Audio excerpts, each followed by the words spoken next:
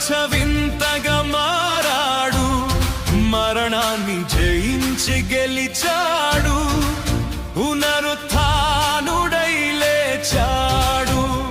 సమాధి గడియలు బద్దలు చేసి లోకానికి జీవము పంచాడు.